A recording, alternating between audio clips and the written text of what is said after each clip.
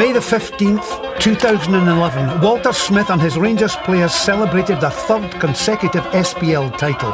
This was Smith's 10th Scottish League Championship and the 21st major trophy of his glittering career, cementing his position as one of the legends of the Scottish game. But it would also be his last.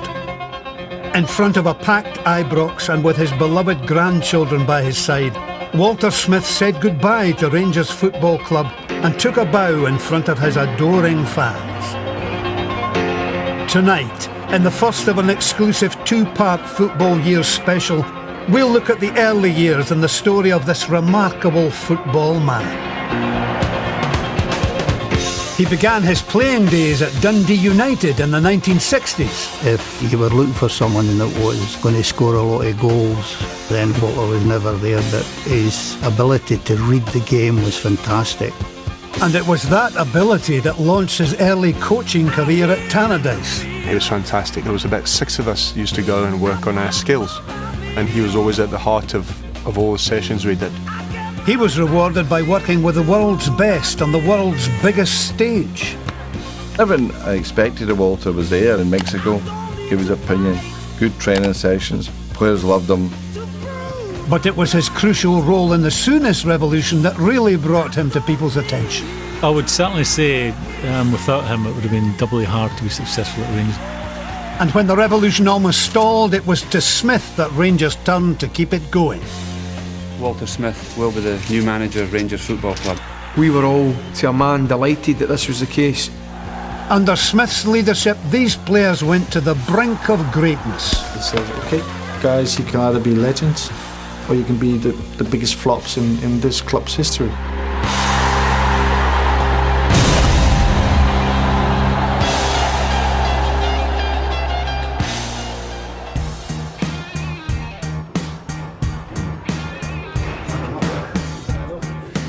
In this, his final season at Ibrox, Walter Smith has given STV an unprecedented behind-the-scenes look at the life of the Rangers manager as he prepares his team for a final tilt at the SPL title. Away from Ibrox, we're there as Walter gets some vital training for a hair-raising charity trip to the Rapids of Idaho. How valuable is that camera?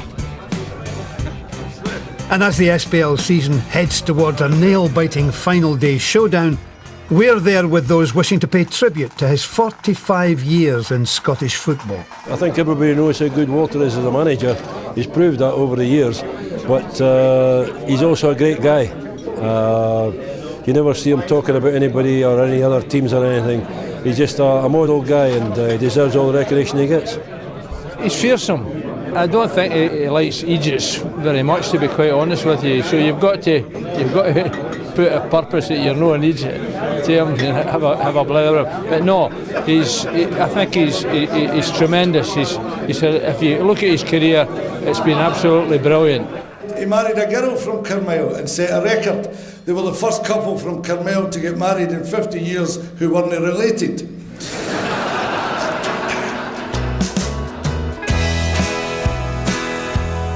Like generations of boys brought up in Glasgow, there was never a time when Walter Smith wasn't in love with football.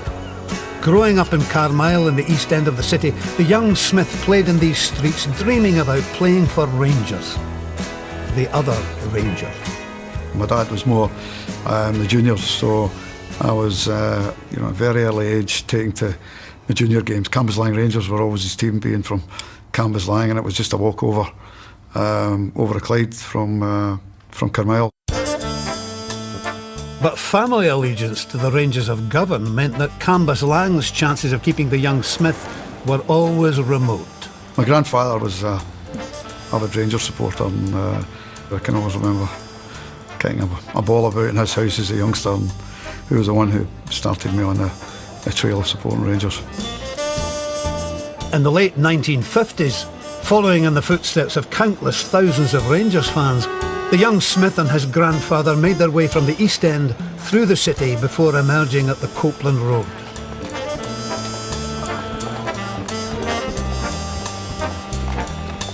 I can always remember early memories of Don Kitchenbrand and Johnny Hubbard, and who still comes to the games here, and others. But being a half-decent player meant that the young Smith had to sacrifice his place on the terraces to turn out for a variety of local teams. I went round there and got discarded with a few amateur teams, and then, eventually went on to play for Ashfield. So I didn't obviously get to see Rangers as often as I would maybe have liked, midweek games aside. It was a great environment there. We had a whole group of experienced players. The rest of the lads were in at their 30s. The goalkeeper, George O'Connor, was 41, I think, at the time. They were a great bunch of real experienced, hardened junior players. He made quite an impression in the juniors, lasting barely 6 months at Saracen Park before he and a couple of Ashfield pals were snapped up by Dundee United in the autumn of 1967. 4 years into his United career, Jim McLean arrived at Tannadice. He was to have a profound effect on Walter Smith. When Jim came in, he first and foremost introduced a scouting system that was to be a very successful one. So for us who were there, it was only going to be a matter of time before he got rid of us. But Smith did survive the new manager's initial clear-out. McLean recognised that this player had something, somewhere. Number 6, Walter Smith, gets the goal. Well, what I would say is that if you were looking for somebody exceptionally fast, Walter would never have been in the race. If you were looking for someone that was going to score a lot of goals, then Walter was never there, but his ability to read the game was fantastic. Smith back to Coppell. Under McLean, United improved quickly and in 1974 made it to the final of the Scottish Cup, their first ever national cup final. Here's Dixie Deans. It must be. It's there. That defeat to Celtic wasn't a huge shock, unlike Walter's Mexican bandit Tash. But under McLean, United, it was felt, were going places. You could see that there was improvement in the team was such. One of his improvements was transferring me to Dumbarton. Walter Smith will take this free kick. We had some good players, Ian Wallace, John Burke, Tom McAdam, Colin McAdam. At the time, we're going very well. Out to Smith. Walter lasted 2 seasons in the First Division before an injury crisis at Tannadice persuaded Jim McLean to bring him back to Tayside with his traditional backhanded compliment. Smith's class beautifully flighted. Jim told me that my future as a player was going to be limited, but he felt I had the makings of a decent coach. It was fantastic. I mean, I can remember going back in the afternoons, like I'm saying, I'm only 17 years old at this stage, working on my head, and Morris Malpass as a young kid as well, same age, Ralphie Mull working on his shooting, and there was about 6 of us used to go, he used to take us up in the minivan, and we used to go and work on our skills. In the late 1970s, Smith's role as part-time coach and an occasional substitute at Tannadice went unnoticed by the majority of fans, but he was gaining a reputation among football people. Don't be afraid to use the player in the byline. When I became manager at Aberdeen, it was the first attempt to get my assistant at that time was Walter. And I says, well, I better give Jim McLean a phone and broach the subject. Of course, you can imagine me, Jim. God, the smoke was coming through the phone. So did Jim McLean alert Walter to Aberdeen's advances? No, but I like that. Well, I don't think he got shortchanged by Jim, and it was nice of him to ask, but equally I was happy enough at Dundee United at the time. Smith had every reason to be happy at Tannadice, as under the iron fist regime of Jim McLean, United were emerging as a major force in Scottish football. In 1979, they won their first ever national trophy, the Scottish League Cup. But the added pressure and workload persuaded Jim McLean that after a decade of operating as a one-man band, he should appoint Walter Smith as his full-time assistant manager. He would be what you could call the balm to Jim McLean's flamethrower. Like many assistant managers, he would be the buttress, between Jim and the players. Walter was magnificent at making the players realise that anything that I was doing and moan about was trying to get things better, and it was vital, the job that he did. Milne might just get the chip, and he does, he's scored! Oh, what a great goal! The new managerial team enjoyed extraordinary success. In May 1983, United won the Premier Division title for the first and to date only time in their history. Come on, Jim, give us a smile. He's done it. Well, it's a half smile. But the title-winning champagne still had its fizz when Jim McLean dropped a bombshell on the Tannadice celebrations. I had to go to the chairman, Johnson Grant, and said, I'm sorry that I would like to speak to Rangers if you agree, but I can assure you, Walter, if he takes over, he'll do a great job for you. He did say to me that he had recommended to the board that I would take over, but I said to him that I would go with him to Rangers if we were going down there. I thought that Walter would have rather been manager at Dundee United than followed me or went with me to Ibrox. Out to Goff. In the end, both manager and assistant decided against going out into the big bad world. But instead, the big bad world came to them as United progressed to the semi-finals of the European Cup to play Italian champions AS Roma. Derek Stark, what a thumper! For Dundee United to get to the semi-final of the European Cup was something I don't think even Jim would have dreamed about. In an ill-tempered return leg in which the referee was bribed by the home team, United went down fighting. The usually mild-mannered assistant manager did his fighting standing up. I think Walter, the other player that was with him, seemingly finished up in a punch-up, and I walked right up the stair and I did not know anything at all about anything. I was most amazed by, the reaction at the end of the game. We were followed by a number of players, and I was to take a few. Maybe had to throw out a few yourself at that stage. McLean, Smith and the players returned to Tannadice with their egos and at least one chin slightly bruised. The United support had enjoyed their 1984 European adventure and hoped that this management team would be around for the foreseeable future. But secret deals hatched in Genoa and Glasgow would put paid to that. In 1984, Dundee United still had a spring in their step despite their troubles abroad. And there would be trouble closer to home when Mrs Thatcher decided to take on the miners once and for all. And while she was doing that, she'd also bring an end to the peace camp on Greenham Common as well. 1984 also saw the death of the nation's favourite funny man, Tommy Cooper. But the biggest joke of the year had to be when 18-year-old South African athlete Zola Budd was given British citizenship to allow her to run at the Los Angeles Olympics. She failed miserably. In the early 80s, Scotland's 18-year-old athletes, well, footballers, were faring much better. Under the guidance of Andy Roxburgh and Walter Smith, the international youth team won their only European championship. So when Alex Ferguson took over as Scotland manager in 1985, it was no surprise when he reprised his phone call to Jim McLean of 7 years earlier. Okay. I phoned with Jim to get permission to approach Walter, and he agreed, and it was terrific. But unknown to wee Jim, in the early weeks of 1986, Alex Ferguson wasn't the only person wanting Walter to become his assistant. The new chief executive of Rangers was on the other line.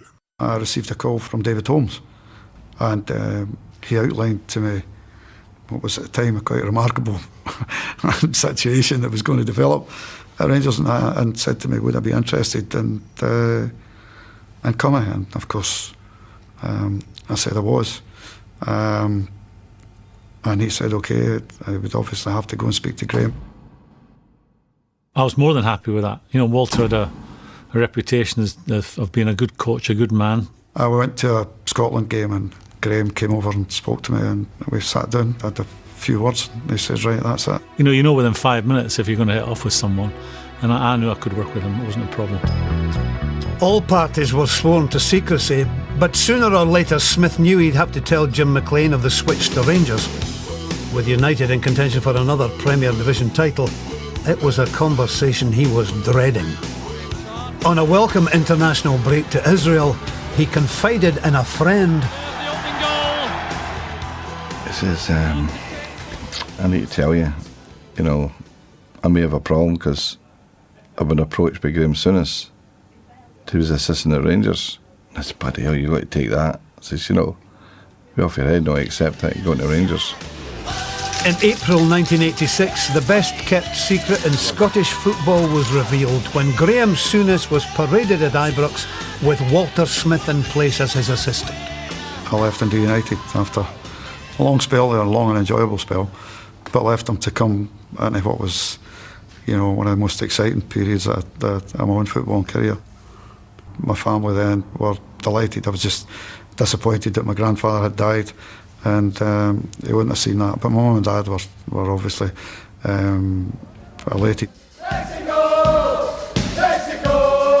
But Smith still had responsibilities to Scotland, and in June 1986 headed off to the World Cup in Mexico to, bizarrely, coach the man who was now his boss. But he discovered he'd have to coach Graham Souness in more than just football skills.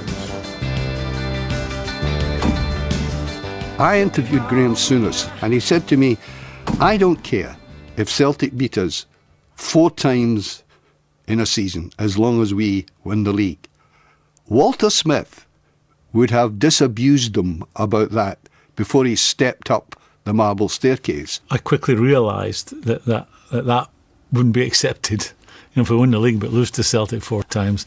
And I think Walter was a guiding light for me to, about lots of parts of Rangers that I didn't fully understand. What was understood by Graham Souness was the need to signal Rangers' ambition to the rest of Scottish football.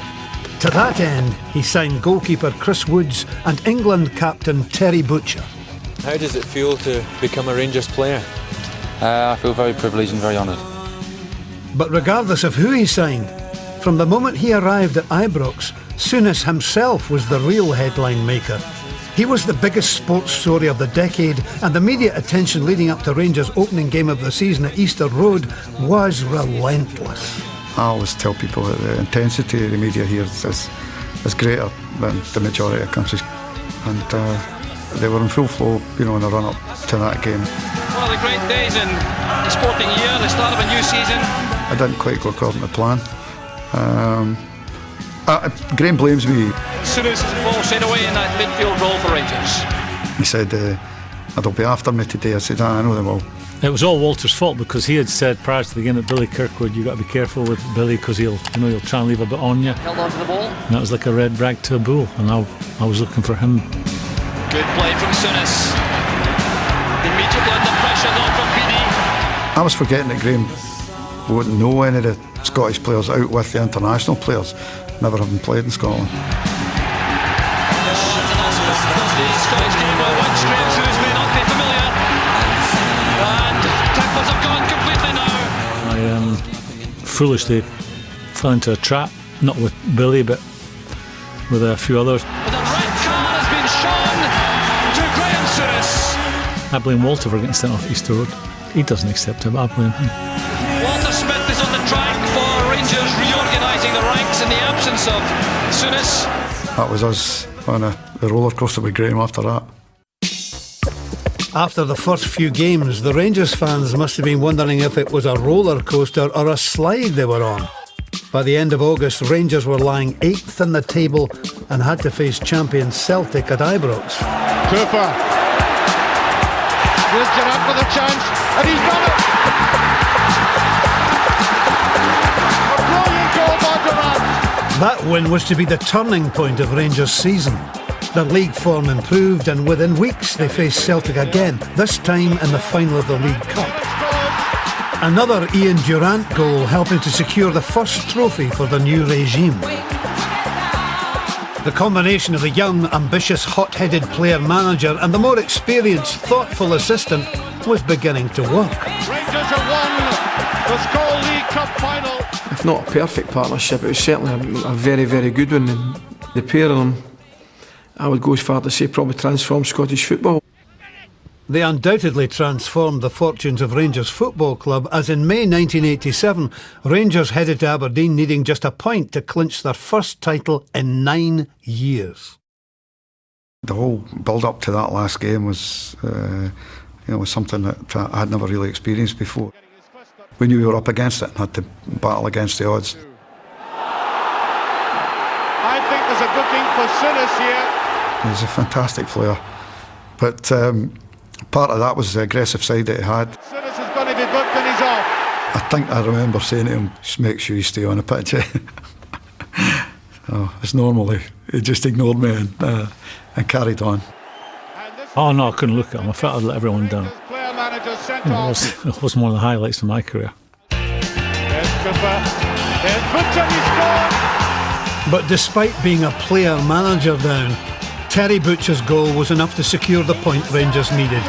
And the frustration of 9 years of waiting for the title spilled out of the terracing and an eye or two. We've got a picture at home of us walking. We went behind the goal where the Rangers supporters were, and I think Walter was actually crying at that. Because you got to remember, he is a Rangers supporter first and foremost, and I think he's living the dream. An astonishing transformation in this club. I don't think I could think of any other person who could have turned the club round in the manner in which Graham did, to do it, so quickly and effectively as he did do. And I think he deserves enormous credit for that.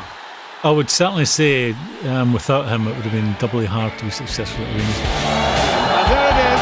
Rangers' fervent hope was that following a trophy-laden first season, things would calm down. But success and controversy followed in equal measure. Rangers have refused to talk to Scottish television since a picture was shown of their manager Graham Souness breaking a touchline ban back in February. Souness was great for the newspaper boys. Not a day went by at Ibrox when you did not think some fireworks might be going off, whether it was Souness falling out with McCoist, or Souness falling out with the SFA, or Souness throwing journalists out of Ibrox. If you tried to have an argument with Graham in front of people, then, there was only going to be one winner and he was the winner. It's as simple as that. But Walter's assistant coach, you could agree to disagree and have a little bit of ding-dong, a little bit of sparring partner with him. In those days, Graham could be a bit mad, and sometimes when it got a bit hairy, Walter would intervene in a few calming words. He maybe thought things out a little bit more than Graham. Graham was very, very spontaneous in his reactions and his methods. Maybe Walter was a little bit more thoughtful. In a remarkable few days in April 1991, the thoughtful Mr. Smith would have plenty to think about when, with just 4 games left of the season, Souness proved he still had it in him to rock Scottish football to its core. I got a call from an English journalist. There's a guy called Harry Harris, actually, down in London, and he knew everything, Harry, and he went, well, see you losing your manager at the end of the season. In April 1991, the media were scrambled to Ibrox for a hastily arranged press conference, one that was to change the course of Walter Smith's life. Just waiting for one other person. This is Radio Freedom. Early in 1991, British forces attacked Iraq following Saddam's invasion of Kuwait. Closer to home, following civil unrest, the hated poll tax was finally abolished. Oh, Jesus, up the hell! In football, the inquiry into the Hillsborough disaster returned verdicts of accidental death on the 95 Liverpool fans who perished. And also in 1991, the English FA unveiled plans for a new Premier League for top clubs. To prepare for the new league in England, Liverpool turned to the top manager in Scotland. But the decision on when he would leave Ibrox was taken out of Graham Souness's hands. David Murray obviously says, well, we've got 4 games to go. How are you going to win the dressing room? And Graham was basically moved on. It's a very sad day for me. It was an enormous decision. It's one that wasn't taken lightly. I felt I had to get out of Glasgow. I felt I was starting to be a problem for the football club because it was more about me than what was happening at the football club. Despite all those problems, before moving south, Souness was keen to take with him a souvenir of his time in Glasgow. He said, I'd like you to come with me. But the problem was quite apparent that, Liverpool had their own coaching staff, and they were in place. So I was left in a little bit of limbo. The hunt was on for the next Rangers manager, and Smith feared the writing was on the wall for his Ibrox career. The only guy who can come here and bring the stature of players that we're used to by now is Kerry Dalglish. Souness having established this revolution at Ibrox and being as big a name as you could get himself, the natural tendency was for people to think, well, there'll be another big name coming in. Walter Smith has got all the football knowledge, but he's not going to attract the players that we're used to here.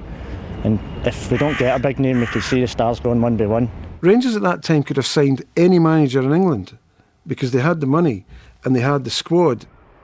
But the Rangers chairman was thinking about backing a rank outsider who was much closer to home. David Murray came and spoke to me and said to me, look, this is an enormous decision for me. I would like a bit of time to consider it. He said, but the one thing that I'll say to you is that I'm considering you for the position, which was the first time, that anybody had said that to me. But before making a decision, Murray sought some advice. The chairman came to a number of the experienced pros and asked the question, and there was no question to be asked in my eyes, who should succeed Graham. Mr. Murray just said to me, look, who would you put in charge or whatever? And I said, well, there's only one man who can take over right now, and that's Walter Smith. I'm delighted to confirm today that Walter Smith will be the new manager of Rangers Football Club. It was a brave decision, for David Murray at that time, in the sense that I hadn't been tried and tested as a manager. I had a decent enough reputation as assistant manager, but not as a manager. So it was a big decision for him to make. I'm obviously delighted at the opportunity that I've been given. I've worked for a number of years under two of the best managers in Scotland, and when I got the opportunity I was only too delighted to take it. There was an air of anticlimax to it because of the publicity, the flair, what Souness had brought, big money, big players from some, and here's Walter Smith, formerly from Tannadice, now sitting in a managerial chair. You all seem to expect something else. No questions. Congratulations, Walter. Thank you. Thank you. Huge gamble. Unbelievable gamble. As far as I can see, for the last 4 or 5 years, Walter's been doing most of the work anyway, in the training and things like that. So I don't think there's going to be any problems at all. We were all, to a man, delighted that this was the case, that there wasn't somebody new coming in that we didn't know, whether a new man would come in and like us or change things at the club. For the first time in his career, Walter Smith was the man in charge. The man for so long the assistant now needed an assistant of his own. And of course, what does he do? Comes and steals Archie Knox off me. I had known Archie for a lot of years. We had played together at Dundee United, and I couldn't think of anybody that I would like more to work with than Archie, and I knew Sir Alec wouldn't be too happy. But I felt as though I had to, do what I felt was best. So I went ahead and approached Sir Alec. Didn't get the best reaction. I never forgive him for that. When Alec Ferguson's so upset about losing somebody to Rangers, his assistant, that tells you the calibre of the coach you're getting. Walter Smith electing to sit in the director's box for his first match in charge. Smith's first 2 games in the hot seat both ended in respectable 1-0 wins.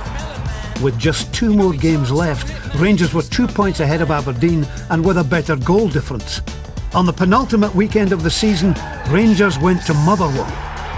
That shock 3-0 defeat surrendered top spot to Aberdeen, who'd now travel to Ibrox on the last day of the season, needing only a draw to be crowned champions. He was Walter now. Not the same name as Souness, not with the same calibre of reputation as Souness. Would he be able to do it? It was a big question mark. I looked upon that as an opportunity, to show that I could handle the situation. Going for the early cross, there's Hateley! It's a magnificent goal for Rangers!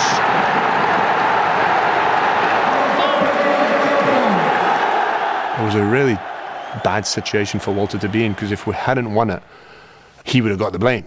But if Souness had been there, we would have won it. from my own point of view, let supporters see that maybe they were getting someone who, could keep the team on a successful level. I think out of the 9 in a row, it was the most important 4 games of Walter's Rangers career. Having won over the fans, the rookie manager began to put his own stamp on his team for the start of the new season. But a defeat to Hearts early in the campaign was followed a few weeks later by a shock League Cup exit against Hibernian, and matters were made a whole lot worse when Rangers were dumped out of the European Cup by Sparta Prague in the first round. It was the first time I realised that, how long it takes a team to go and settle in. The one bright spot of an otherwise disappointing start to the season was the renaissance of striker Ali McCoist, who'd spent so much of the Souness era on the bench he'd earned the nickname The Judge. In Smith's first full season in charge, McCoist flourished, scoring 34 goals in 38 league games, 3 times as many as he'd scored in the previous season. I was very fortunate that Walter gave me a chance to do what I always wanted to do, and it was all I wanted to do was play and score goals for Rangers, and Walter thankfully gave me that opportunity. Getting in the cross, Ali McCoist! Oh, 5 goals for Rangers! If Souness had stayed at Rangers, Ali would have been on his way, and the greatest goal scorer the club ever had would have been out the door, because the personality clash was there with Souness, and there was only ever going to be one winner. After that indifferent start, a McCoist-inspired Rangers romped to the league title in Smith's first full season in charge and secured the double against Airdrie in the sunshine at Hampden in May 1992. When you're a new manager and you're in there and you're trying to prove that you can bring success, after early hiccups, it was good to get those 2 trophies under our belt. You could see Walter developing as a manager in the widest sense. He became very, very good at looking after players, looking after the media, looking after supporters, taking an interest in the running of the football club.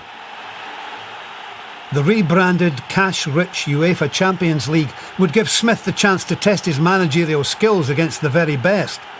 But first, they'd have to get past English champions Leeds United.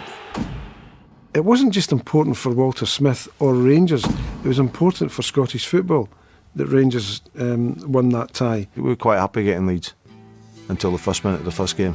Second to take it into the near post, headed away by Robertson. Oh, a marvellous goal by McAllister! A goal inside 90 seconds silenced the home crowd. But 2 quick goals and Rangers were right back in the tie. A 2-1 win wasn't the best result to have to defend at Elland Road, but the English press had decided that even at this stage it was game over and that Leeds were through. Archie Knox had put all the cuttings from the Sunday newspaper, and literally wall to wall, all the way around. And that was enough. The inspiration was within. The English press had basically written their own downfall. Oh, and Hedgley has scored a sensational goal! Gary Speed is racing back to provide the cover. Here's Ali McCoist! Oh, he's done it! Ali McCoist for Rangers! Rangers were at their very best that night at Elland Road. At the end of the match, one supporter even managed to talk his way into the Rangers dressing room. Tried to get in the dressing room that night, amid all the songs of follow and all the rest. It was amazing. But they did a fantastic job, and I say to them, God, everyone's proud of you. I was just pleased to see anyone when he came down into the dressing room. I think the boys were quite surprised to see him at the time. He was the first one in the dressing room, went around all the boys, and I remember him and the gaffer having a big hug, and him and Archie and that. You couldn't see a prouder Scot than Alec Ferguson that night, and saying, yeah, you showed them. There was a wee bit of hooting and hollering for getting through to the sectional basis. It was an enjoyable night, that one. And there were many more enjoyable nights that season as Smith's men remained unbeaten in their 6 Champions League group matches, losing out on a place in the final to Marseille by just a single point. Our team's performances in the European games, I like to a little bit of luck here and there that any team needs, were terrific. And terrific doesn't begin to describe their domestic form. They wrapped up their 5th consecutive league title, and in May 1993, Aberdeen stood between Rangers and their first domestic treble in 15 years. A magnificent goal from Mark Leeds. Rangers have won the cup, they've won the treble. Rangers appeared unstoppable and were racking up more doubles and trebles than a generous alcoholic with a lottery win. But with 5 titles down, privately, the Rangers dressing room had set their own target. It was always going to be difficult to improve on that, so we just had a target. Although it never got spoke about, we all the players knew, we were aiming for 9.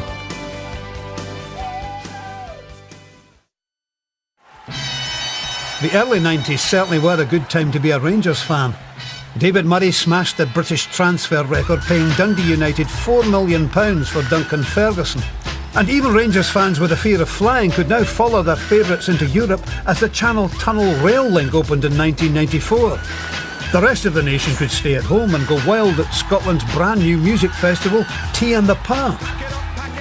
And there were also worldwide celebrations that year when Nelson Mandela became president of the new South Africa. The time for the healing of the wounds has come. In the mid-1990s, Rangers were healing wounds of their own. And while no one had yet said it publicly, there was no doubt that beating Celtic's 9-in-a-row record was the goal. Money, it seemed, was no object, and David Murray dispatched his scouts across Europe to look for new talent. Suddenly you were going out and maybe doing a game in France on Friday evening, Spain on Saturday, Italy Sunday. You would cram as many games as you could into each weekend, each trip, see as many players as you could. In the summer of 1994, Walter Smith and David Murray unveiled a couple of new signings that underlined just how serious Rangers' European ambitions were. I met Walter Smith for the first time when I actually went up to Scotland back in '94, and my first impressions were absolutely brilliant. He sold the club very well and was the main reason for me to actually sign for Rangers. Laudrup, he's got McCoist, he's got Hateley on the right. He decides to go it alone. Brilliant play by Laudrup! Oh, magnificent goal! A magnificent goal! Everybody around the place respected Walter. And I think that's partly because there were no airs and graces, that fundamentally what you saw was what there was. Straight talking, straight down the middle in everything he did. And players like Laudrup knew they could trust him. With Laudrup and Bolly on board, Rangers cantered to their 7th consecutive title. But rather than resting on their laurels, Rangers actually strengthened their already dominant position by signing the brilliant but mercurial Paul Gascoigne from Lazio, and the Rangers chairman explained exactly why. We did very well 3 years ago and we have done disappointing the last 2 years. I think that's where our ambitions lie, but we've still got to win in Scotland. There's no kidding ourselves, we do want to do 10 in a row. There was just a massive belief in the fans and in the Rangers camp that they had Gascoigne and Laudrup on board, and therefore this was now a team to be reckoned with. I mean, there's no question about it, that the aspirations were the ultimate, which would be to win the Champions League. Since the high water mark of the 1992-93 campaign, Rangers' performances in Europe had been pretty dismal. When in 1995 they finally made it through to the Champions League group stages, they finished bottom, having been humiliated by Juventus along the way. The following year, again, Rangers finished bottom of their Champions League group. Yeah, that's one of the biggest regrets of my Rangers career. We never really performed well enough in the Champions League. It was built around Gaza hitting his peak in Europe, and too often, if we're truthful, he didn't do it. We didn't do enough really to be, or weren't good enough to be as successful on that European stage as we would like to be. And that's into the net by Savevsky, and that could signal the end for Rangers. That remains a bit of disappointment to me that we didn't have a bit more European success than we had. For somebody who's had such success at home, he's got a relatively awful record in Europe. In May 1995, Walter Smith's Rangers celebrated their 7th consecutive title. Now all the talk was about at least equalling Celtic's record of 9 championships in a row, if not actually bettering it. It's not normal to count the number of championships you won, really. I mean, you should be sitting there saying you won a championship, it's fine, but we in Scotland count them, they're saying, you get 6, you might get 9, you know, and without the realisation of what it takes to win a league.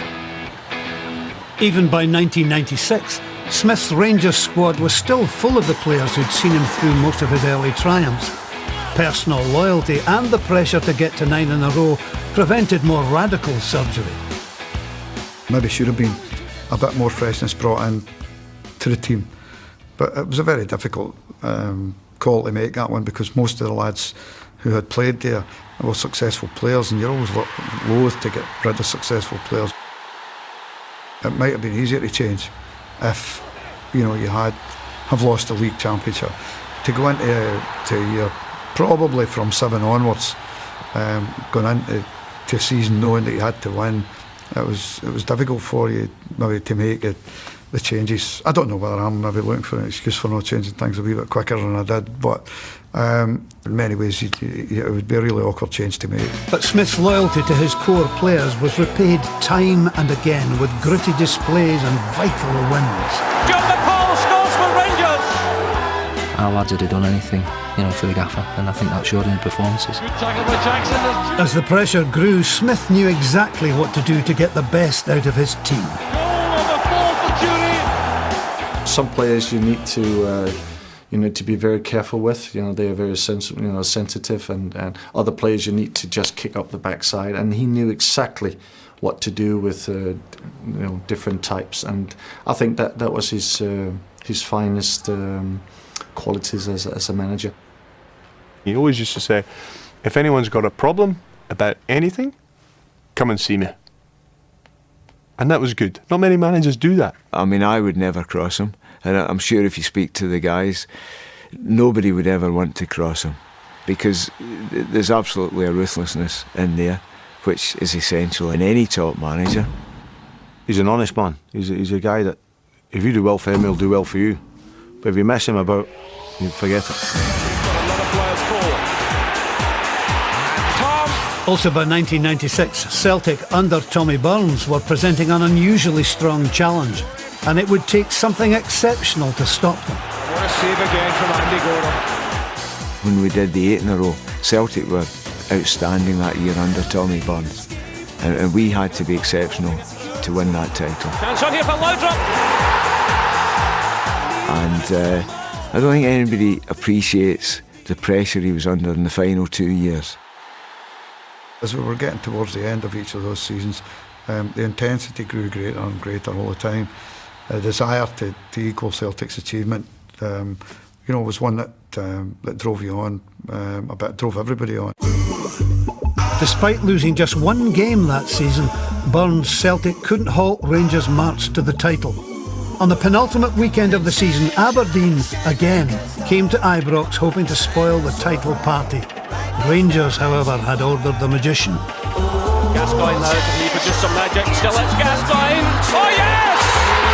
A tremendous goal by Gascoigne! To my opinion, Paul Gascoigne played the best football of his career at Ibrox. For one unbelievable season in the 8 in a row season, had Gascoigne producing the best football of his life. Pushing forward, showing great determination! Oh, he's done it again! It's the hat-trick of the championship! That amazing hat-trick he had at Ibrox was one of the most magnificent personal performances I've ever seen.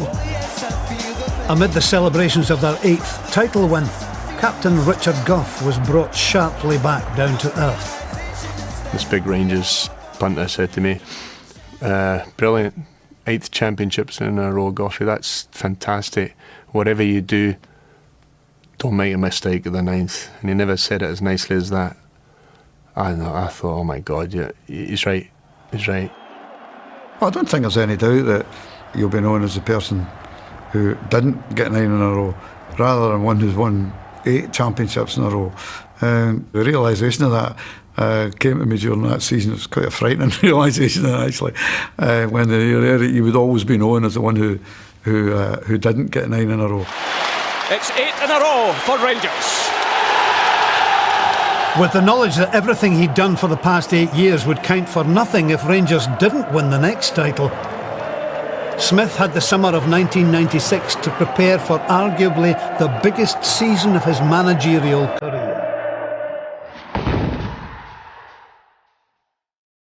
Next week, we continue Smith's story through the triumph at Tannadice to the catastrophe against Kilmarnock and his 4 turbulent years on Merseyside. In hindsight, I might have had a bit more calmness about making the decision. I was a bit worried about unemployment. We recall his 4 amazing months at Old Trafford and his return to full-time management with an ailing national team before his triumphant homecoming to Rangers. I would certainly not have left the national team job for any other job. To come back to Rangers again was something that I felt I couldn't turn down. And we have an exclusive behind-the-scenes look at the final glorious season in the career of this Rangers all-time great.